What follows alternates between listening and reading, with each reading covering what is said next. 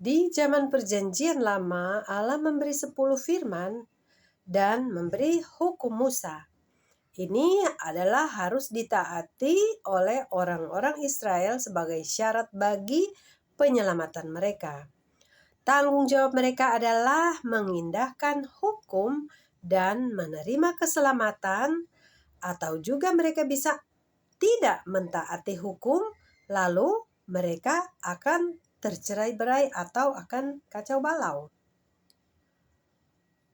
Bagi orang Israel yang meninggalkan Mesir dan pergi menuju Kanaan, tanggung jawab mereka adalah mentaati perintah Musa. Mentaati.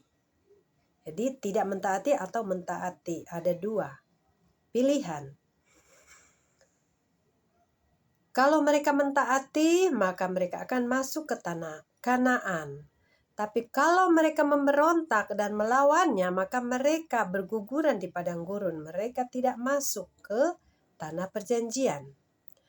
Sesungguhnya Allah telah mengatakan sebelumnya bahwa Dia akan membimbing orang Israel ke tanah Kanaan dan memerintahkan Musa untuk memimpin mereka ke sana. Namun oleh karena mereka kurang beriman, maka orang-orang tersebut mati di padang gurun dan tertinggal. Hanya keturunan mereka lah yang bisa masuk mencapai tujuan akhir memasuki tanah perjanjian.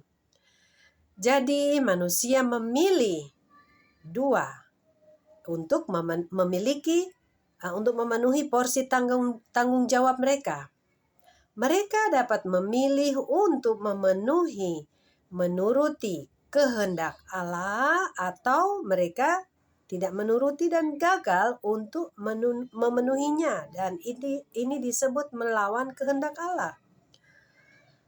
Sifat dari buah hasil yang mereka bawakan tergantung dari apakah mereka memenuhi porsi tanggung jawab mereka atau mereka gagal tidak memenuhi porsi tanggung jawabnya. Untuk alasan ini Allah memberi nubuatan mengenai pemenuhan kehendaknya. Jadi ada dua nubuatan karena itu tergantung dari free will, kehendak manusia, keinginan bebas manusia. Mengirim Mesias adalah porsi tanggung jawab Allah. Namun untuk percaya di dalam Mesias adalah porsi tanggung jawab manusia, atau orang Yahudi dapat memilih untuk percaya di dalam Mesias pada saat itu, atau mereka tidak percaya dan menentang hasrat kehendak Allah untuk mengatasi ketidakpastian dari tanggung jawab manusia. Allah memberi dua jenis nubuatan kepada mereka mengenai pemenuhan kehendaknya melalui Yesus. Yang satu menubuatkan tentang Yesus akan datang dan pasti akan mati karena orang tidak percaya kepadanya. Namun ada juga yang lain menubuatkan bahwa orang-orang akan percaya dan menghormati Yesus sebagai Mesias dan menolongnya memenuhi kehendak Allah dalam kemuliaan.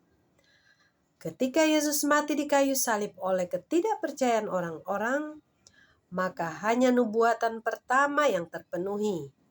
Nubuatan kedua tak terpenuhi hingga pada kedatangannya yang kedua. Nanti kita lanjut lagi.